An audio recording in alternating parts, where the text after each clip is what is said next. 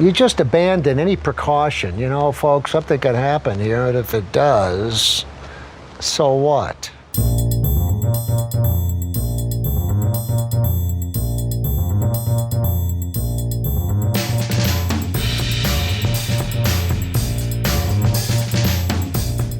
Hey friends, welcome to Nathan for Us, a Nathan for You podcast. My name is Kelly. And hi, I'm Megan. And today we also have a special guest to cover Season 3, Episode 1, Electronics Store of Nathan for You. We have Alex on the podcast. How are you? Hi, I'm doing really well. Thank you guys for having me. Happy to be here. One of my favorite shows and one of my favorite episodes, so I'm excited to talk about it. There's a lot of good stuff. Tell us a little bit about your history with the show and kind of what drew you to it or how you got into it, maybe. Oh, man. So I've been watching it probably, I want to say, since Season 2 came out. I caught it on Hulu around that time, and then I tried to catch it live every time I can, but I've seen every episode multiple times. It's just, the type of humor, it reminds me a little bit of like The Office, the cringe stuff, or I actually compare it to Borat. I love how he's like playing a character that no one else knows.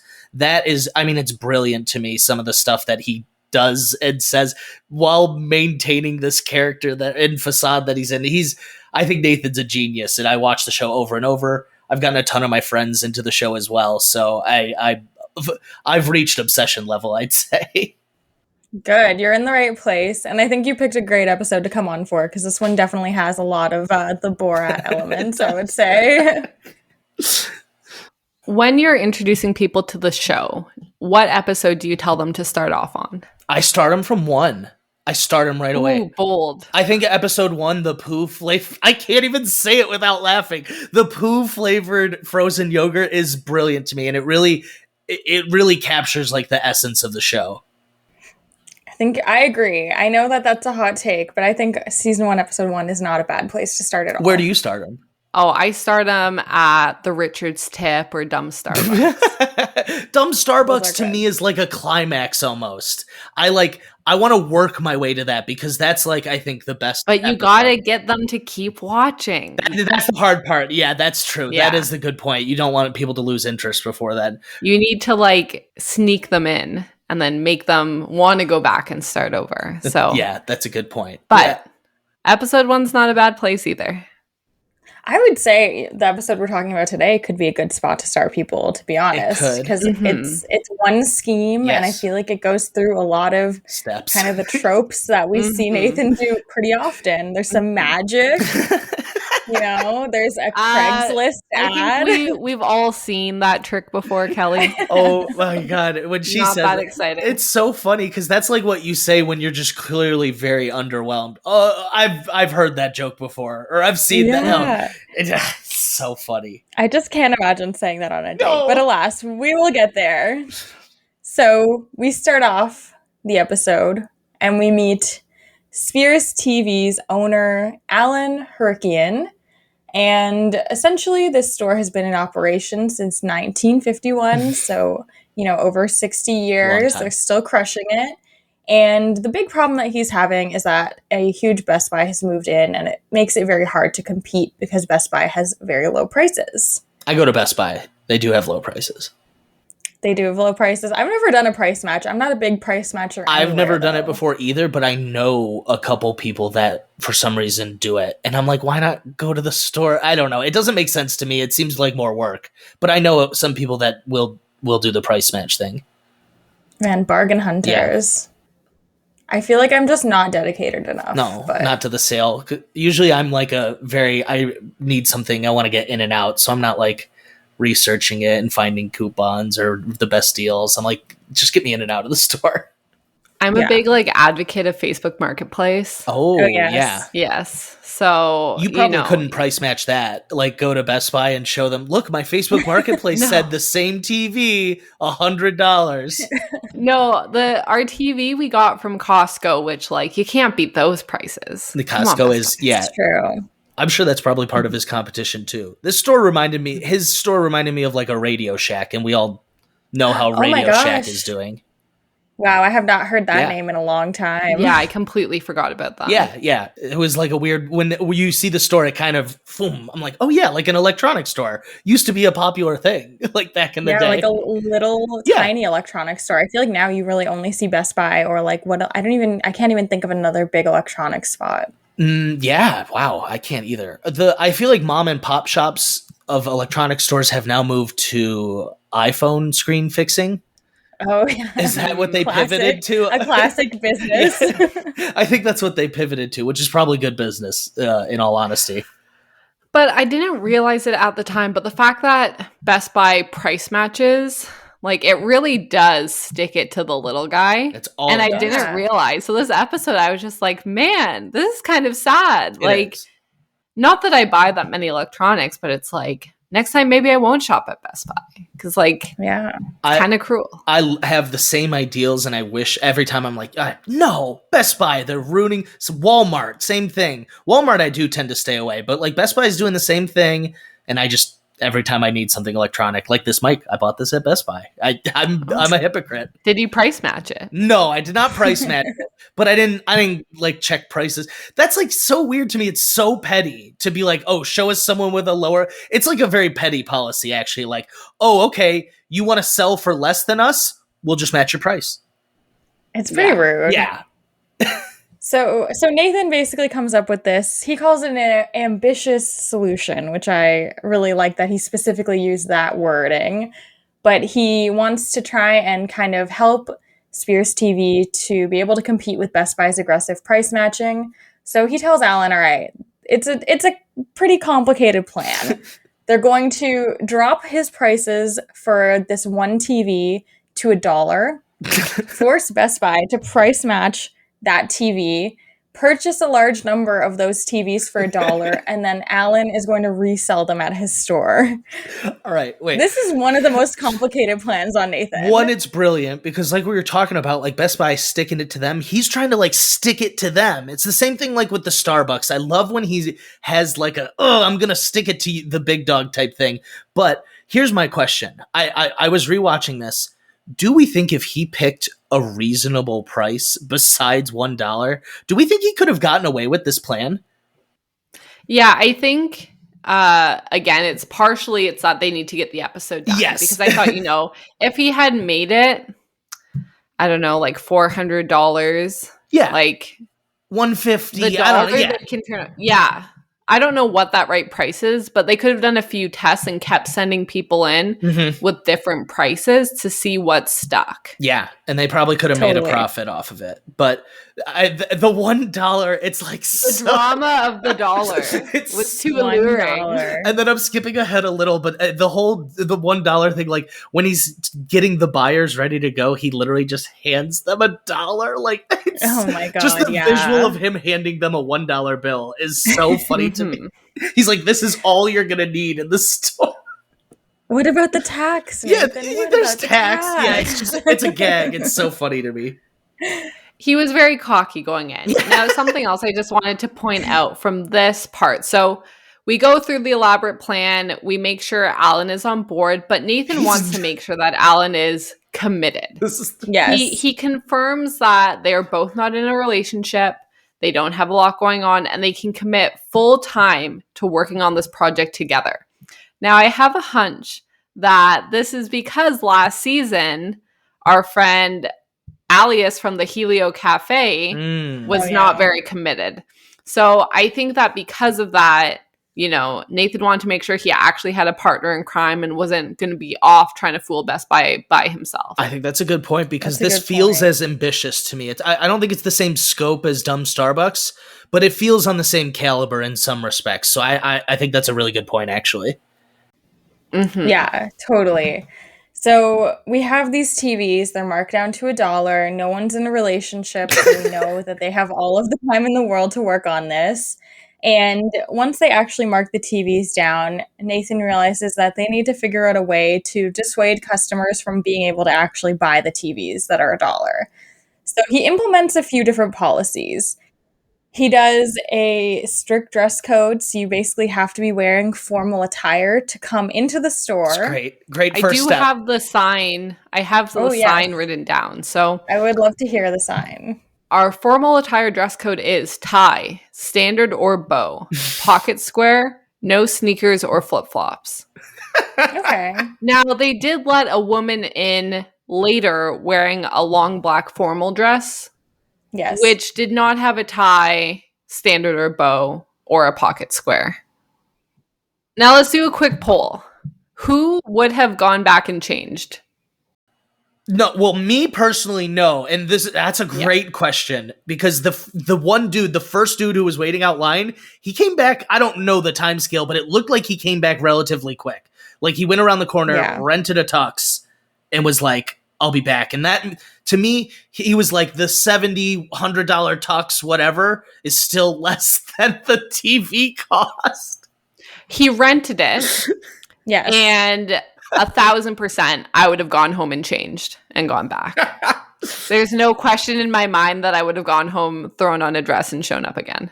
Yeah, I think, like, you can look at the cost savings and be like, well, I should just change. And I think it's easier for women because, like, we own formal attire at home. I think for guys, it's a little bit harder because, yeah, you kind of would have to go rent a tux. I don't think that many people own them. Yeah. Mm-hmm. No, I probably would not have done it because well, you know what? If I lived close enough, I think you're right. I definitely would have been like, oh, just go home real quick and change. I guess I'm assuming I don't live close to this store, but I shouldn't make these assumptions. Yeah, and, like, we don't know what day of the week it is. It might be, like, a Saturday or something. You don't have any plans. Yeah, that's a great point. I feel like it's just too hilarious not to. Like, there's a man in a suit in the store turning you away. I'm like, I'm showing up in a fucking gown, sir. We shall do this dance. I love when he lets the people into the little waiting area that he's like roped off. And his first thing he says, like with a little like disdain in his voice, he's like, can I help you? Like, you're clearly not in the dress code. Are you in the right place, sir? Like, his assuming nature. Amazing. It's so funny. It's those small things that he does that really send like it over the top for me sometimes. Like, his assuming like, oh, can I help you? He's like, didn't you know, like every electronics store, we have a strict dress code. He goes, he says, it's not fair to the people who, you know, dress decent. Like, yeah. And he says it with a straight face. It's brilliant. It's really good. It's so good. Now, this is just step one. Yes. So if you do manage to get past the strict dress code into the store, Nathan has some other barriers for you.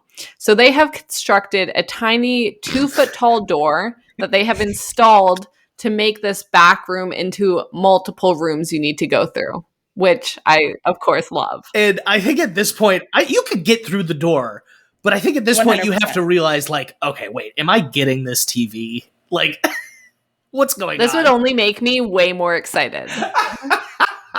That's probably good like, energy to have. Tell me more. Yeah. Yeah, you just have to crawl. It's not too big a deal. So if you crawl through this tiny door, there is one more door. And you can see, and we have all of the dollar TVs stacked at the back, but they have placed a small alligator that would be between you, a door, and the TVs. Named Herbert. Yeah, I was going to say the same thing.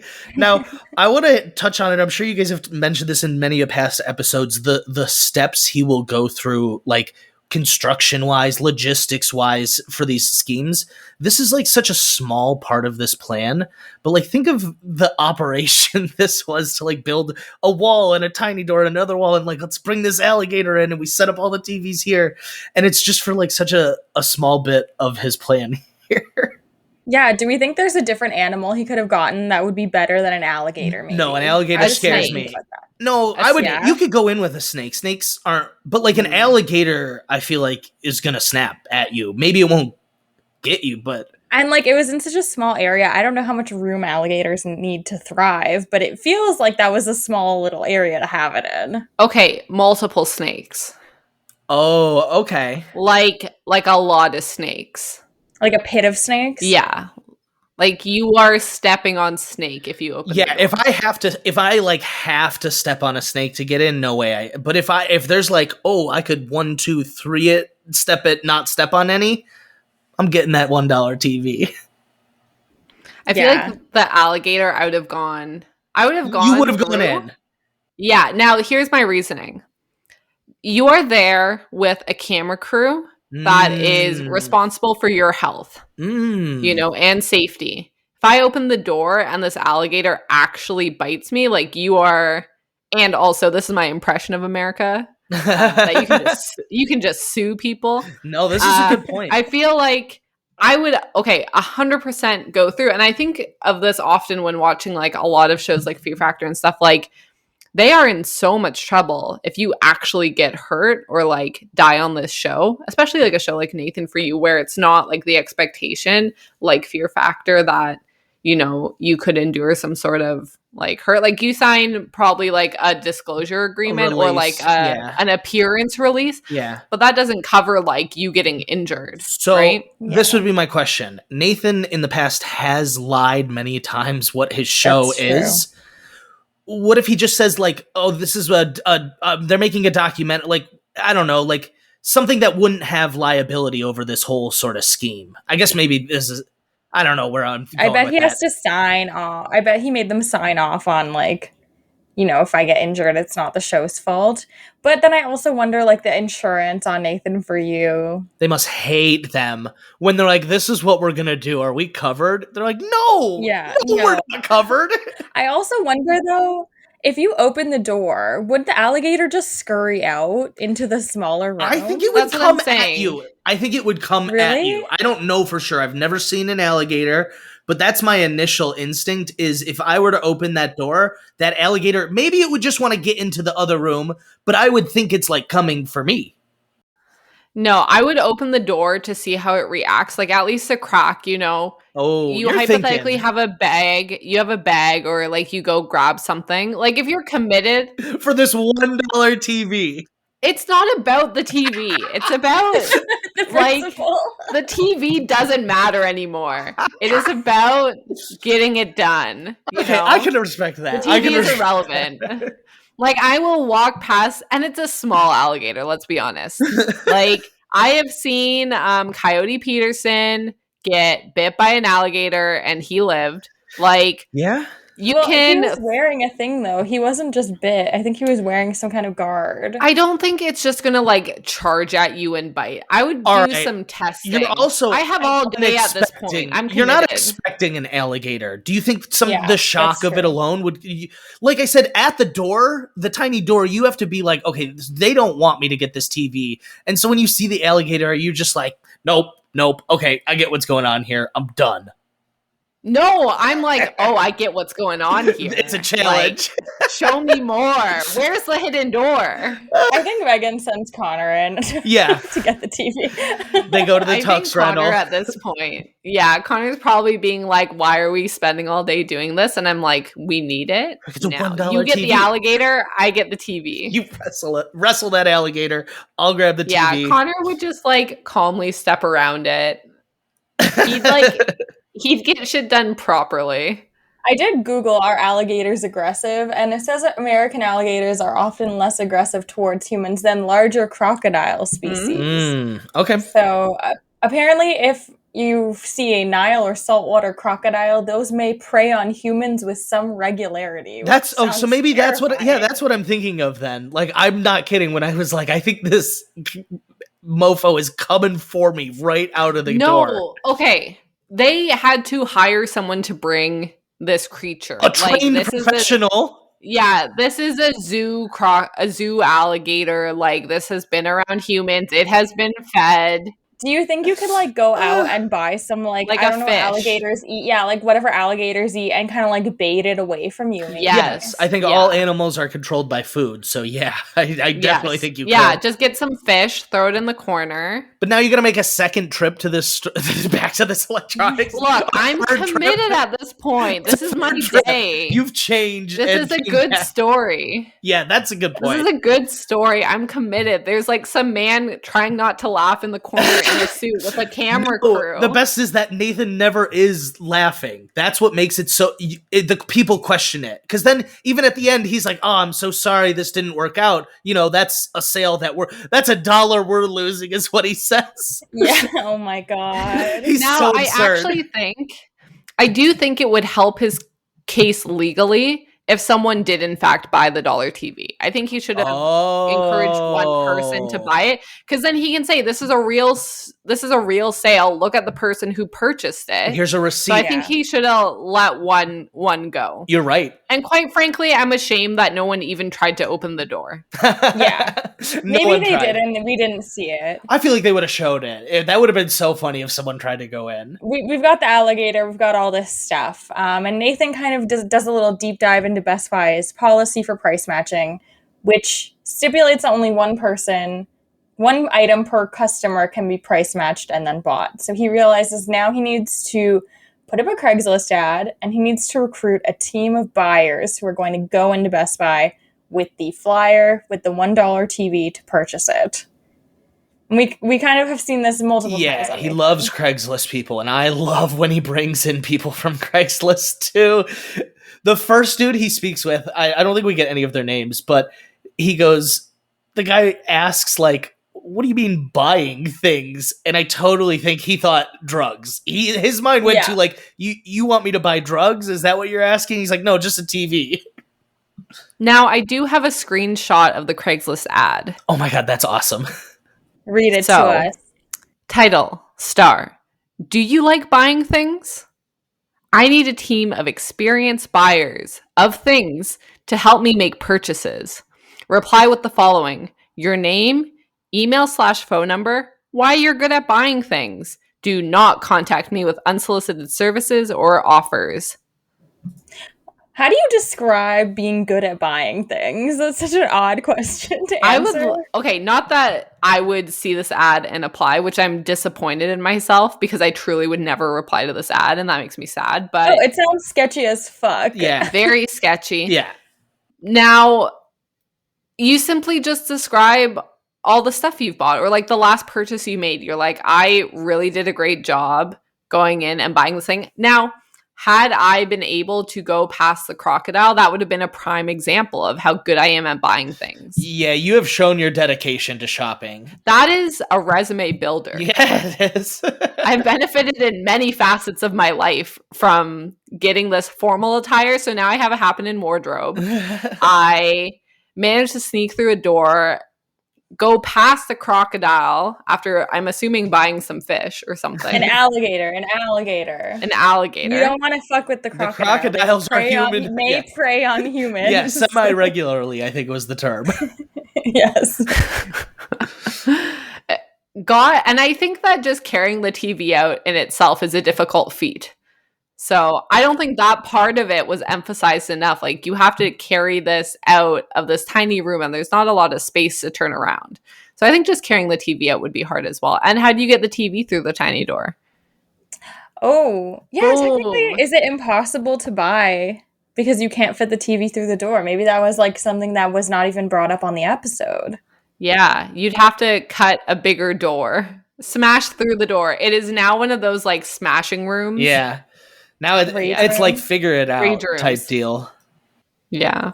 Damn. I would be looking for like other clues to be like, there must be a second exit. You think it's like an escape room? And Nathan would be, 100%. I think everything's an escape room.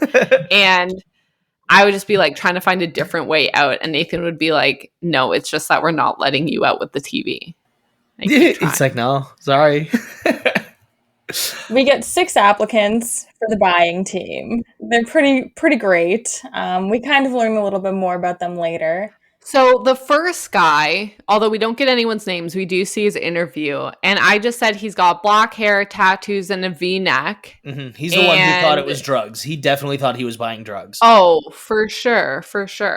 So they kind of clarify that it's probably not drugs. He's like, yeah, what do you mean by buying things? Like going to a store and buying something is like, yeah, okay, great.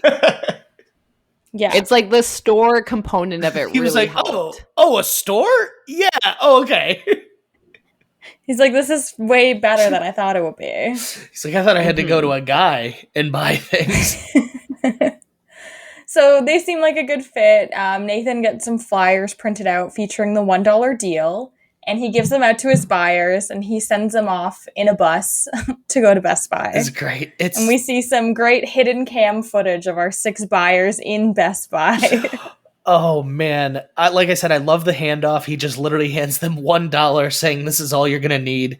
He has so much confidence in this plan. But yeah, when they get to the store, and I liked trying to see the employees like finagle their way out of it, because Oh my God. they're like absolutely not, but they don't really have like any sound reasons. They change it a couple times, but they always stick firm with the no, absolutely not. Yeah, they're so angry about it. Yeah, well, you the Best Buy employees seem pissed They off. know what's up. They're like, this is Yeah. not real. Also, they're definitely getting paid like minimum wage, Yeah. and they're like, I don't get paid. They're like, my enough boss to will deal be with this livid if I bullshit." give this TV away for $1. Yeah. I've never worked anywhere that does price matching, No. so I don't know how I would react to You'd probably have this. to get a manager, I imagine, right? Because Yeah. like a normal store employee can't just change the price of something. to $1. Yeah. Oh my God. So they kind of tell Nathan, they give him some heads up that things are not going good at Best Buy. And so of course he has to go. Yeah, he's got to investigate. He shows up in his suit and shows them the flyer. He's like, listen, this is the store. This is their price. And Best Buy is like, no, we absolutely will not do that. Says they're not we a don't local care. competitor. That was the one. Yeah. There you are too. You're just making up excuses now. Yeah, and I like his method of going, I'm going to count to 3, and if you don't do it by the time I get to 3, I'm going to leave, okay? His confidence and negotiation skills. He calls them out, and he's like, I figured I had to go to Best Buy and use my confidence and negotiation skills. I love when he does stuff like that. The 3, 2, 1, and they're just like, okay, bye. Yeah, he's like, okay, I guess I'm leaving. Oh, So he's not able to get the TV, and this really sets him off. oh yeah, because he was a big fan of the price match policy. I love when he does the voiceovers when he's like driving, and it's like a somber type thing. Yeah, he says Best Buy, one of my favorite companies specifically. He's cheese. Mm-hmm. I mean, the rest of that line's pretty funny too. He says, how could Best Buy, one of my favorite companies, turn their backs on the very policy that drew me in as a customer? It was a classic bait and switch. So because of this, he decides that he's not going to take this lying down, and they're going to return to Alan's store with a slight adjustment to their plan. Yes, he basically says to Alan, listen, I'm going to file a class action lawsuit against Best Buy on your behalf. He really takes this, in my opinion, from like, I think we're at like a 6, and he takes it to a 20. This is something I wanted to bring up is, they normally do 2 schemes an episode, I guess you could say. I think this is where this scheme was supposed to end. But I think in typical Nathan For You fashion, I think when they start something, they don't know where it's going to go. I think, and that's part of what I love. And so I love the switch from, no, this is unacceptable. We're going to switch to a lawsuit now. And I love also that he brings up the classic, he's like an awkward, he's like, because we're both don't have anything going on. We're both single, right? Like, why poke this poor man? He clearly is like not wanting to talk about this. His mother just wants him to get married already. I know. They have so much B-roll of them casually talking about relationships. It's moments like that really make me believe that, like, wow, these people are really, really, really buying into this. It's so funny. Because he's just having like a life chat with Nathan about his life. And we can get into Alan a bit at the end too. Yeah. But I did do a little digging on Alan. Ooh. Nothing too crazy, but I have read some stuff about his experience on the show. Oh, I love that. Oh my God. I didn't even think about that. Yeah, but Alan, he's a little bit worried about going after Best Buy, understandably. He's like, they're going to come after me, which I think is a very fair point. He's like, they have tons of lawyers. Yeah. Correct. They have plenty of money. They will come after me. Like, I personally would not want to sue Best Buy if I was a small business either. No, especially when you were trying to fool them. That's like what's so great. Is like Nathan was trying to fool them, and then he's like, "We're gonna sue them." This is unacceptable that they would not go along with my $1 TV scheme. Therefore, we're filing a class action lawsuit against you. So in order to protect themselves, Nathan decides that he is going to make sure that Alan has a doctor certificate saying that he is insane. Yes. So they find clinical psychologist Dr. Judy Rosenberg, and Nathan has told Alan that it is just a routine checkup for insurance purposes for the show. Yes, it's brilliant. I love when he gets like uses the show as excuses for things. It's like it's God, really yeah. weirdly meta to me. So telling Alan, because I was like, how did he get Alan to a shrink? And then on rewatch, Yeah. I was like, he told him it was for insurance purposes. Anything he can't explain, he's like, we got to do it for the show. Yeah, you know, it's annoying, but it's just part of it. Film it for B-roll or whatever. Like, it's so great. Yeah, he never is upfront with people like with what's going to be on the air. Like, I don't know how. It's real funny to me.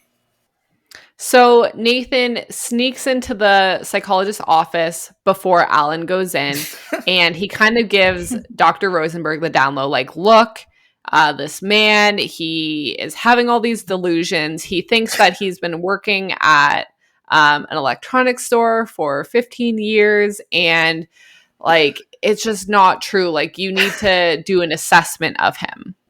And this is just wild. It's really wild because it kind of like makes like reality almost seem delicate. Like if you tell someone, oh, this guy thinks he works at an electronics store, and then he starts just telling you about his life, she instantly was like, oh my God, he's insane. Like, oh my God, yeah. She is so funny. And I love when they're in like the meeting. And so Alan starts talking about being at this electronics store and all this stuff, which obviously, because Dr. Rosenberg asked him, like, hey, like, tell me about yourself. So he goes into his job. And then Nathan says, tell her about the alligator. That's so fun. Which is, like, totally prompts him into this wild story.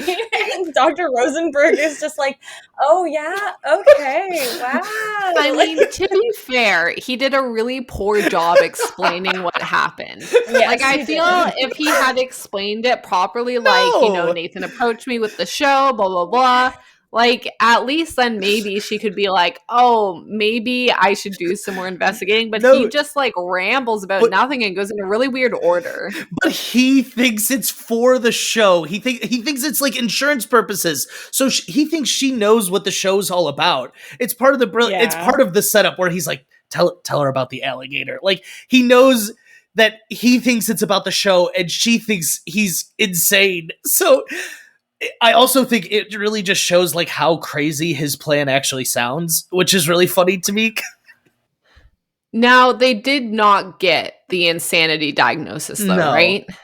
Well, no, they just said that he was having delusions. Yeah, psychosis and delusions. So he's not rooted in reality, is what she says. And she actually writes a like doctor's note, which I don't. He goes, "Can I get that in writing?" Counts. Yeah, I don't know if that actually counts as like a diagnosis, but like you can just be diagnosed with psychosis. Like that technically would be.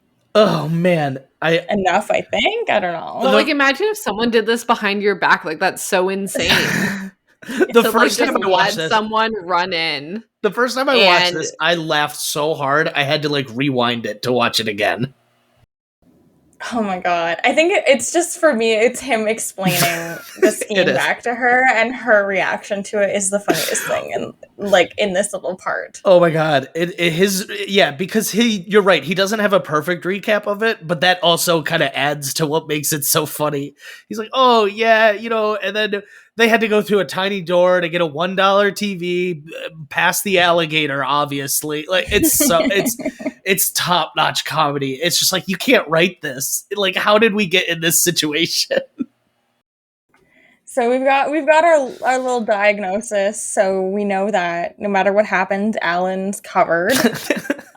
In this whole Best Air Buy quotes situation. Uncovered. Yeah, hard air quotes uncovered. And of course, Nathan needs to get some legal advice. So we have to go to our favorite, the Honorable Judge Anthony Filosa.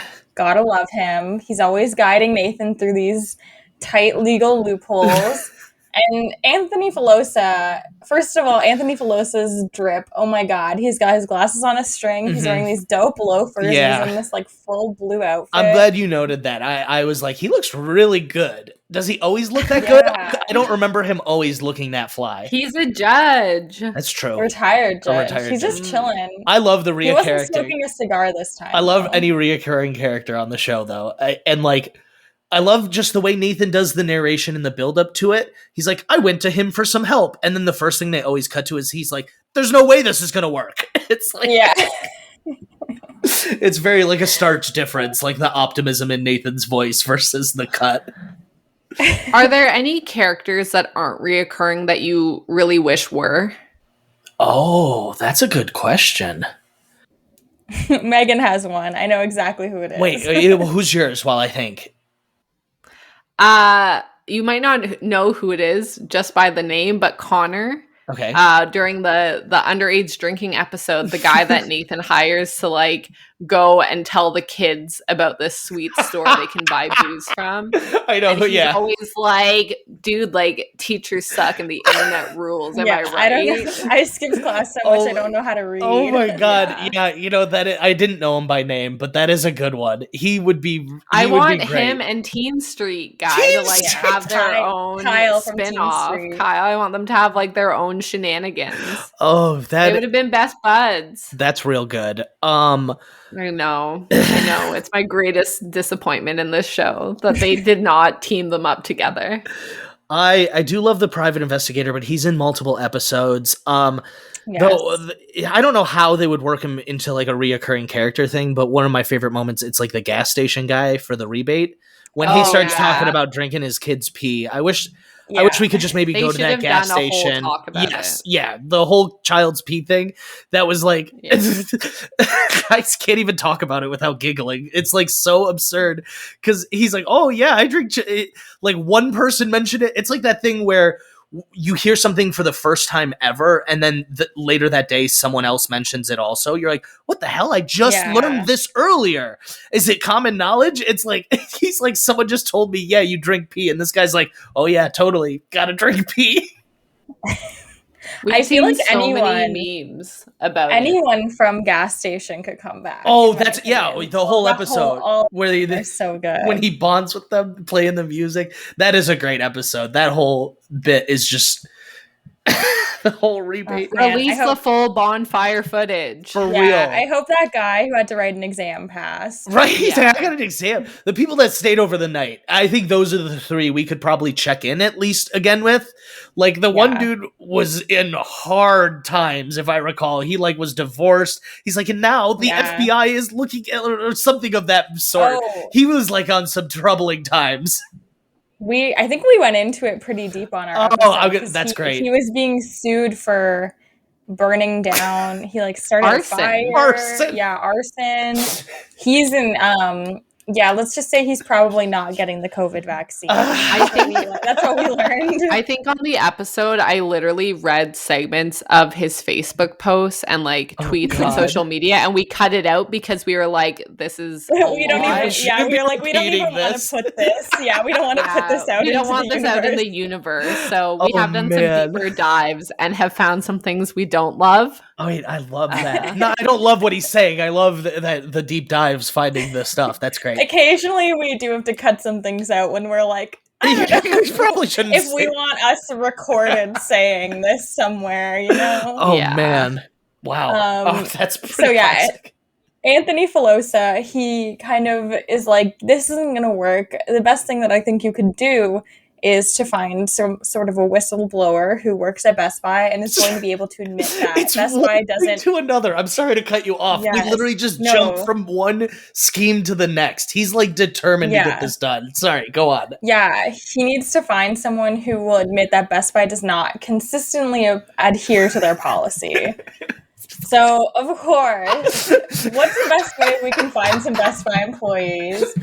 We're going to put up a new ad. We're going to recruit Best Buy employees to this dating show called Retail Dating, where people who work at different retail stores come on the show and go on blind dates. All right. Would you guys watch Retail Dating?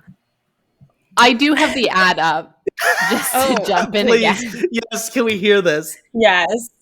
So in one screenshot, the writing's pretty blurry, but I'll try to get through it. So Best Buy employees wanted for new reality dating show.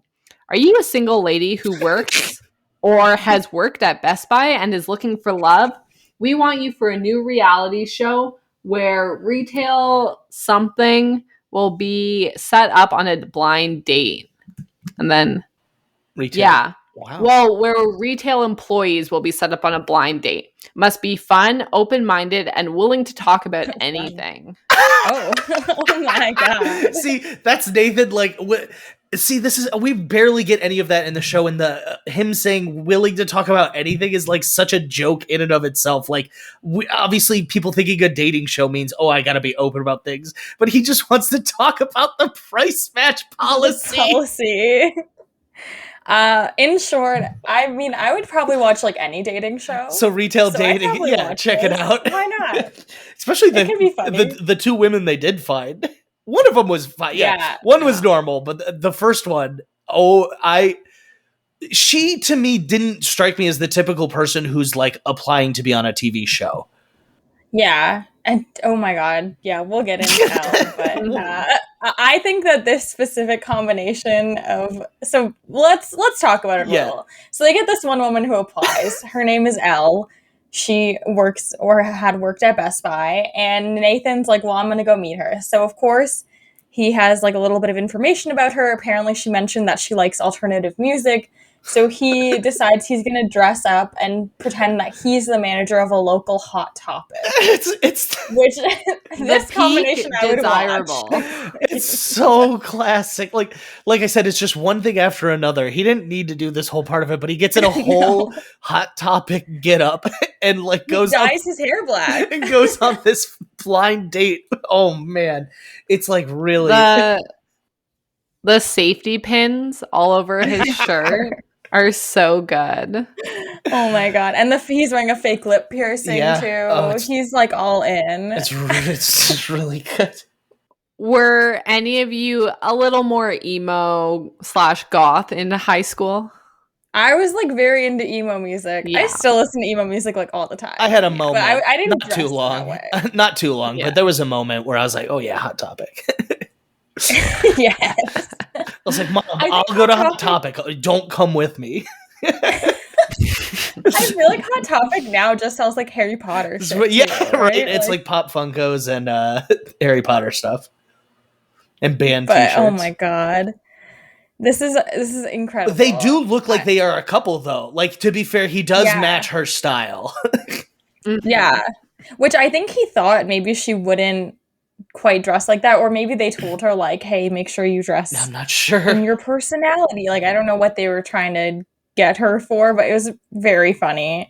He asks if she would like to see a magic trick, as we talked about it at the beginning, and it's such a basic magic trick. It's Nathan as a magician is my favorite form of Nathan. I was gonna say, Meagan, you are famously very pro magician. How did you feel about this? You know, the trick was fine. I do think he could have amped it up. Like, if he had pulled out like a really extravagant magic trick out of nowhere, that it's like, look in the tree, or like something nearby, or like pick up the picnic blanket, like.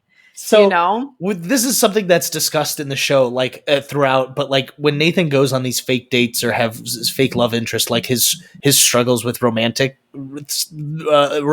issues or whatever, endeavors. Thank you. His romantic endeavors. I think like you and me, we can sit here and be like, oh, either don't do a magic trick or you need to do like an awesome magic trick. But I do genuinely think he's like, oh, I don't want to do anything too flashy. I just got to do something like just a little impressive. Like, I think that's really him getting in his head sometimes. He's got to stay in character. He could have taken her to Magic Castle. We know he's a member there. We know he's a member. I'm fully projecting, just being like, I'd want Nathan to do a really impressive magic trick on our date. Well, we see the magic trick, and he kind of opens up and says, like, yeah, you know, Hot Topic is really lax on the rules. We have a price matching policy, which With I don't. what would I they don't know. price match? Yeah. Like, oh yeah, price matching this Funko Pop. Like, what in the world? But so sometimes Nathan just won't honor it if he's not feeling that person.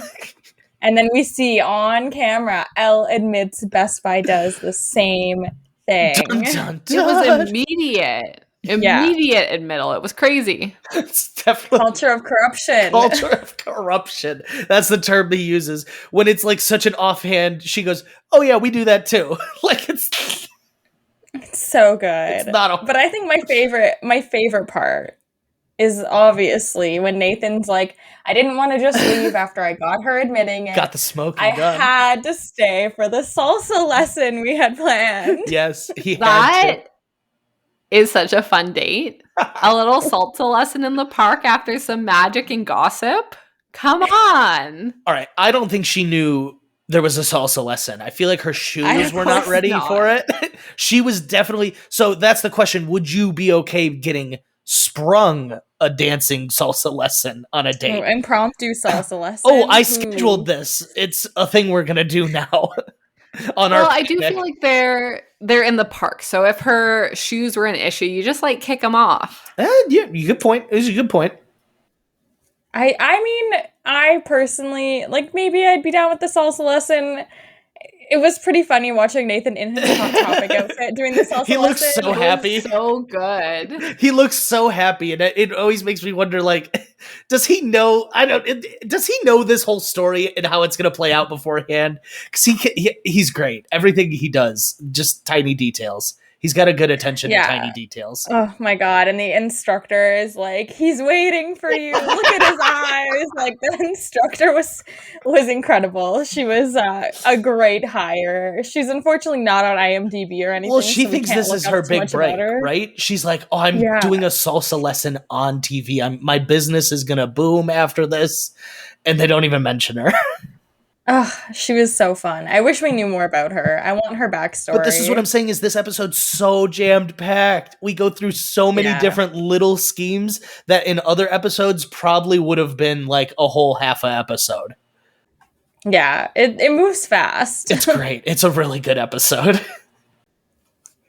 They also say goodbye, and there's a solid handshake when that happens. Which is, Like, how does he do these awkward goodbyes with people time and time again without ever laughing? He never. I think I've seen him laugh like once at something someone Yeah. said.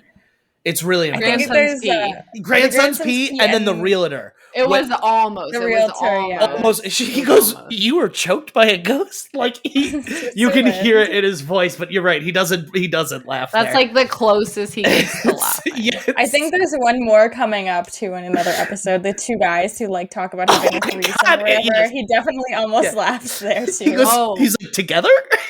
Yeah. The other character I would love to see in more scenes, I think her name's Gabrielle. Oh, the manager of the fashion boutique. Yeah, I feel like they had like such good chemistry together and they were like off gossiping by themselves about Simon and were joking around. I would love to have her back. She was fantastic. Yeah, maybe the salsa instructor. We could have her back too. We could work a show of all these people that he finds. Oh my god. So they have the video evidence they need. The smoking gun, as he says. Yes. Yes. Nathan kind of decides, okay, we're gonna go through with this, but I need to make sure that my 6 people who are going to buy the TVs, that they're ready for this courtroom battle. So he rents out a courtroom, which offhand I did not know that was possible. I'm like, I'm telling you, was this just a sound stage? it's only because he's on a TV show. He's like, we need to rent this TV. Can we use this for a show?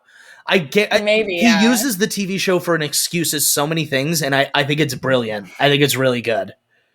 I was like, is this just like a Law and Order Oh, I didn't think of that. like set Yeah, it could be. that they borrowed? I love that he has don't- mannequins for like Yeah. everyone in the The courtroom. judge. And they're all in formal wear. They're all- This scene in the Oh my courtroom, God. though, is another just like all-time moment. Like I said, there's 2 all-time moments in this episode that just make it like a one of the best episodes. But when he's quizzing these people for this upcoming trial, Oh my god. I feel so bad for the first woman. So he's gonna basically go through with each buyer and start acting as if they're being examined during a trial. So he starts off with this fake trial. He opens with the one woman. We don't really learn any of their names, No. but she, I think, was doing pretty well. yeah, As best as she could. I'm sure he didn't give them much direction. no, And so he's like, yeah, well, did you buy this for yourself? And she was like, yeah. And like, she kind of looks at him and he's nodding his head like, no, a lot of the time when she's going to say like, no, you told me to buy it. But then he starts showing tapes of him asking them to buy this stuff and is like, how would you respond to this? I don't know how none of them like didn't just crumble. Like I would die. I would die laughing if someone was like, did anyone tell you to buy this? And she's like, yeah. And he very casual, no. And so she's like, no. And he's like, how do you explain this then? It's like, talk about a bait and switch like he was talking about with Best Buy. That's like setting them up and then knocking them down. Or when he's like, have you ever seen this man before? And it's literally like a selfie of him like from a moment ago. I would have laughed. I would have died laughing if he had said that to me. Oh my god, yeah. The have you seen this man is so good. Oh my god. And one of the small narration things he says, he goes, for the first time, I doubted our chances of winning this case. Why is this the first moment you're doubting it? Also, like, these poor people who answered this Craigslist ad and they like thought like, oh, it'll just be like I said, go in and buy this TV, and it's like, hey, now you're involved in this class action lawsuit against Best Buy. You might be called to be witness at a trial, and also we need to practice. Wow, yeah. Literally everyone who responded to that ad for sure thought that they were just like going to do a little drug deal and make some cash and move on. Yeah. Yep. Yeah, Yes, for sure. 100%. Even the mom, she was like, no one will expect me because I'm like an older mom. And then she's in court and he goes, how would you explain this tape? And he goes, I need you to buy, it's literally him saying, I need you to buy this TV for me. Does that sound good? And she's like, yeah. Yeah, and like you understand that this is not for you and you will be bringing the TV to me. Yeah, he literally lays it out word for as clear cut as possible. And they definitely recorded that for, like, not realizing this whole class action lawsuit was going to happen in case someone tried to keep the $1 TV, right? It's so funny, though, that they're able to, it's literally, like you said, it's word for word contradicting the lie she just put herself in. So good. And she tried so hard. I mean, like, good on her for trying to lie. Yeah. But, so they show the footage to to Judge Anthony Filosa again. And Anthony Filosa is just like, Nathan, you can't just introduce testimony. They have to be in court.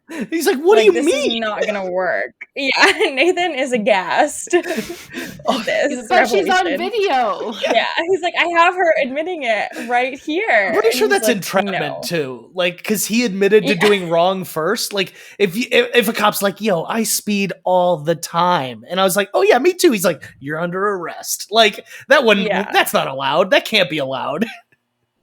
Oh my I feel like that's allowed. Okay, all right. A different scenario. If I was like in a courtroom, I guess it's not illegal most places now, but if a cop was like, look, we know you were smoking pot. You don't need to lie to us. I do it all the time. And I was like, okay, yeah, I was smoking a little pot. And he's like, busted. You're going to jail. Like, that's terrible. That can't be allowed. It's the same thing that Nathan did. We didn't pull our legal counsel today like we sometimes do, but it does seem like this is not a legal way to get someone to admit the price matching at Best Buy is not real. Across the board. We have a strange amount of friends who are all lawyers who sometimes we ask about Nathan for us stuff and we give them no context. I love that. We're just like, if we were in this situation, what would you say? And they're like, do you need help? And we're like, no. They're like, Nathan might. Like, answer the question. Let's answer the question. You're like, so yeah. I'm in a class action lawsuit against Best Buy.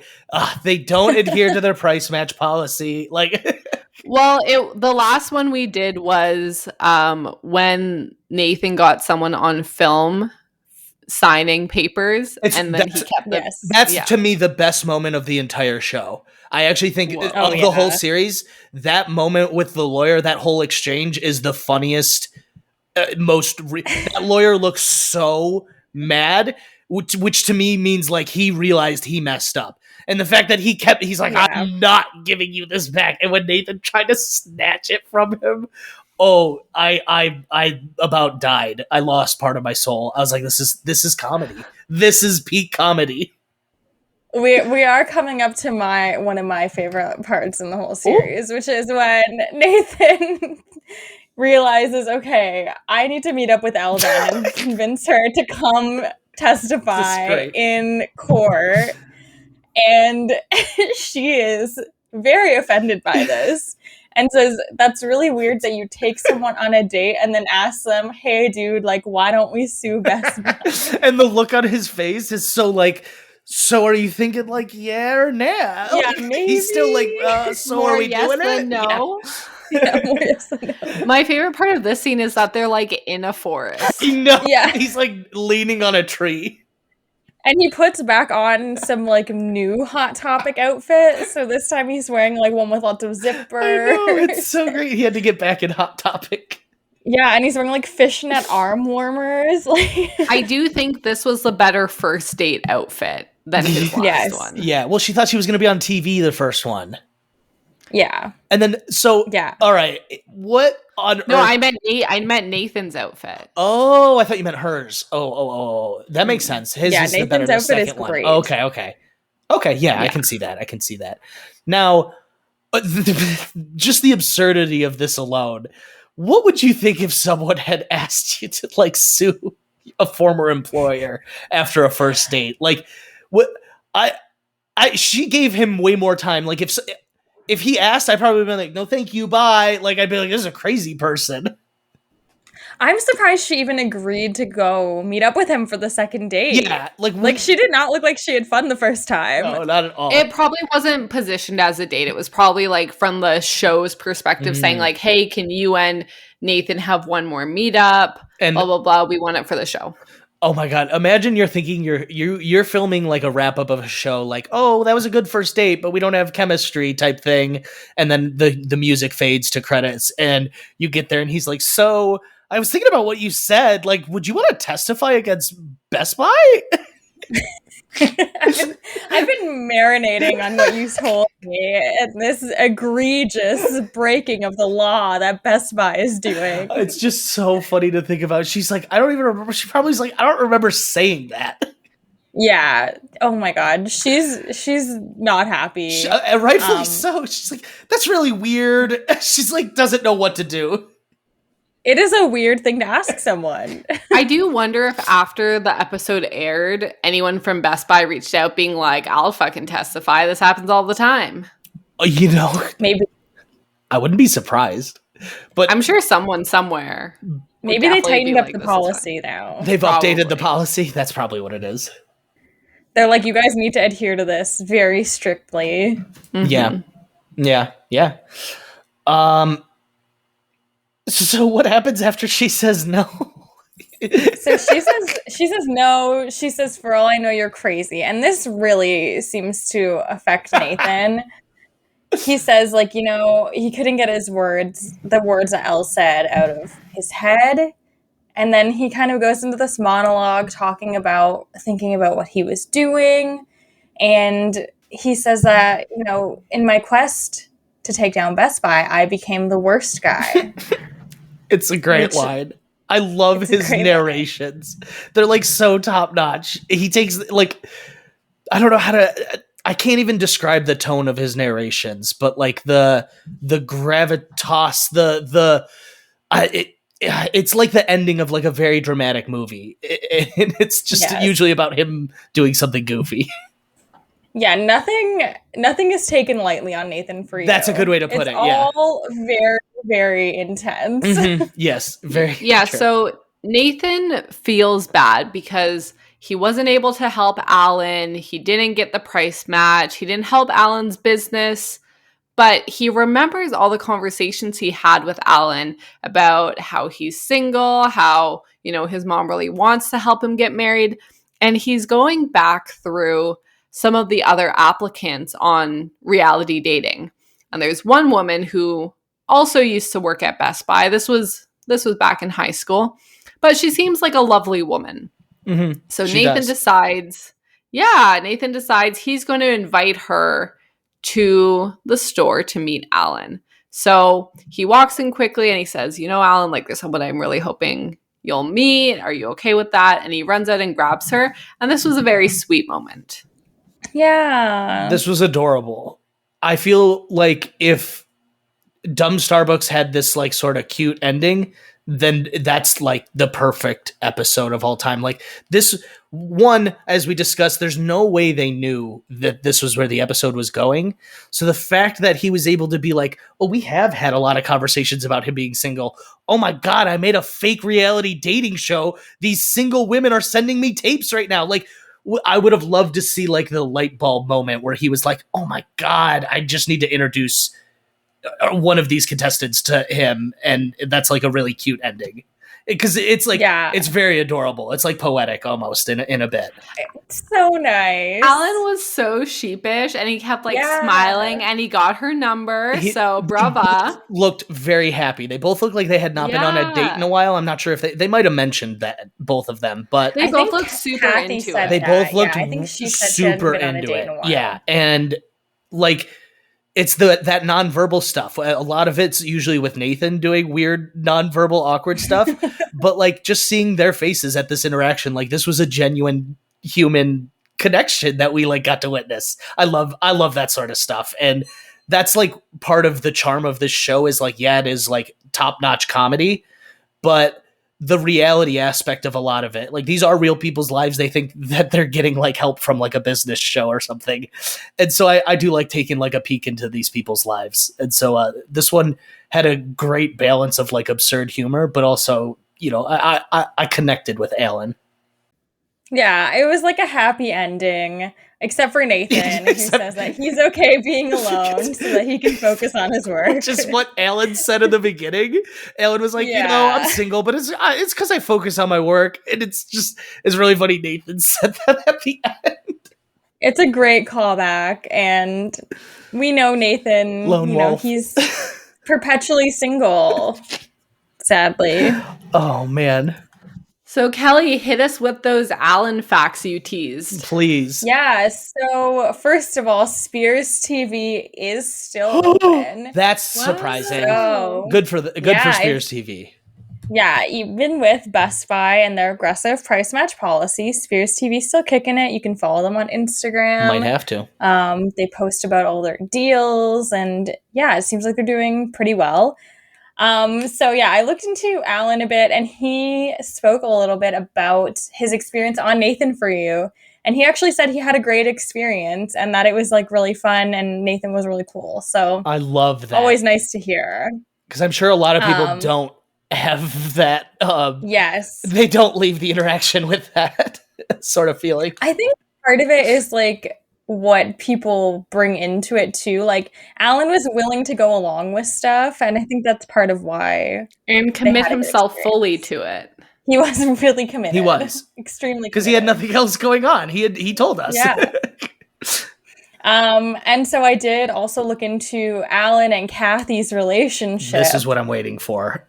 I know. It's not a happy story. Oh, no. Unfortunately, things did not work out between them. But it wasn't like a bad ending, was it? No, Alan said that they never actually went on a first Oh, date, that's really so. sad. But, and like, I don't want to disparage Kathy. It does seem like, based on her IMDb, perhaps she was, jonesing for that ACTRA credit. Because she's been on a bunch of TV shows and like in movies and stuff. So that's happy and sad. Happy and sad. That's a good way to put it. love that subsect of, I don't even know if struggling actor is the right, maybe like wannabe actor. I'm not trying to put this profession or type of people down. I love that the show like really embraces those people. Like, hey, you really want to be on TV? Guess what? We're making a TV show. Like, I love that. Yeah, and she's been in a couple of things. She was on an episode of The Price is Right, actually, which is pretty funny. That is funny. April Did 7th, she win anything? 2014. That's a good I have question. no clue. I should try and find the episode, maybe. And unfortunately, her name's Kathy Smith, so kind of a common name to try and look up. But yeah, she seems to be like writing for a few TV shows and working as some sort of like, script coordinator person. Wow. So maybe It's a next good gig. time the East LA International Film Festival needs someone, they can hit her up. That's good. But that's our episode. It's a great A episode. very good episode. It is, like I said, jam-packed with all sorts of hijinks and shenanigans. Yeah. I think overall probably one of the stronger episode ones of a season. Oh, yeah. That we've seen so far. They came out swinging for season 3. Because it's not two things per episode. When it's one thing per the episode, They put a lot of time into it. Yeah, you can really flesh it out. Yeah, and next episode is actually the horseback riding / man zone episode, which is an interesting one. It's a good one. The horseback riding one is interesting. I don't know. I feel like he's messing with horses, and it's like, oh, just don't hurt the horse, please. Seriously. I'm like, I'm all for shenanigans, but just please don't hurt the horse. There's a lot of animal shenanigans on this show. We have the viral video. We got the alligator video from today. Yeah, that's a good point. I don't know why it wasn't as like, don't hurt those animals. I don't know. But the other one, animal, this is not them controlling animals, weirdly kind of, but when they want birds to poop on all the cars. Oh, yeah, the birds in the trees. We talked about that We extensively. will have to rank the animals of Nathan for you. There's a lot of them. There's a lot. I mean, Gangster the chicken has to be up there. Mm-hmm. There are a few points in this episode that, again, if this was like his full-time job, he wasn't trying to go do multiple episodes in the series and was like, I need this gig to work. They could have, there's a few points that they could have like taken it further, or like trying to up the price a little bit more than $1, which we had discussed. Trying to find other people who had worked at Best Buy who would be willing to testify. But again, that's like a whole thing outside of the show of, actually pursuing a lawsuit. Is there anything else you guys could think of? I don't know the lawsuit would have worked, but I genuinely believe in my heart of hearts, if he had made a reasonable price for the TV, they could have done it. Yeah, I think so. I think too. it was a Even, well thought out plan. Sorry, Yeah. go ahead. Mm-hmm. No, even just like a couple $100. Though I feel like if Best Buy caught wind that they were doing this, that would have been big trouble for they'd probably sue. for poor Alan. Yeah, They would probably just sue. did it once. Like, how do you That's track true. it back? Yeah, you get one big haul. I don't know. They would have shown an episode of it. Yeah. That's true. This episode really shows too, like, why Nathan kind of had to end, because it was like once it started getting to this level where they're pulling off these stunts with like larger corporations. Yeah, I feel like that's when people started watching more. I agree. I think, like we were saying, while the $1 idea is absurd, there is I think that's what's great about all his ideas, is there's always a nugget of like, oh, that's kind of brilliant.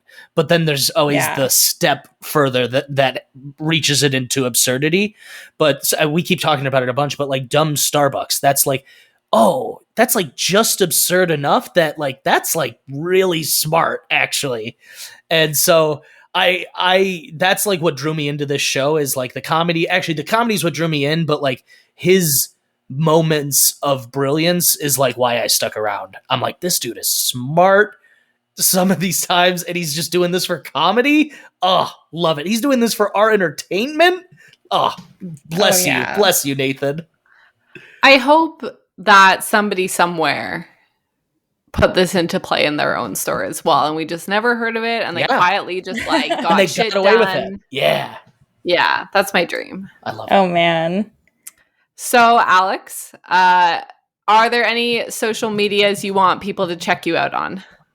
So me personally, no, but I do have a podcast myself with my good buddy Evan. It is nothing groundbreaking. It's called Two Dudes Watch Cartoons. We just talk about anything and everything animated. We've covered Avatar, Korra, and Shrek. So if you're into animated movies, feel free to check us out. It's just Two Dudes Watch Cartoons on anywhere you anywhere you listen to podcasts. We don't watch us. Yeah, I'll link you guys in the show notes. Appreciate if anyone wants it. to Thank check you. that out. Yeah. Ooh, have you watched the newer animated Netflix movie, The Mitchells versus the Machines? Yes, I have. That is on our list. No spoilers, but yeah, I loved that. Ah, Michael O'Rear such a actually good told us movie. to watch it. Me and my Oh, amazing! yeah, he was like, "You guys got to watch this." We watched it. We were like, "Oh my god, great recommendation." Yes, Michael O'Rear, friend of the podcast, host of Star Wars. Great guy. Lots of podcast shout outs today. So many. All of the podcasts Yes. today. Well, thank you guys so much for having me, though. I seriously love Nathan for You, so I'm real glad I got to come on and just nerd out about it for a while. Yeah, thanks for coming on. We're hoping to cover Nathan's new show whenever it comes out too. I'm so excited.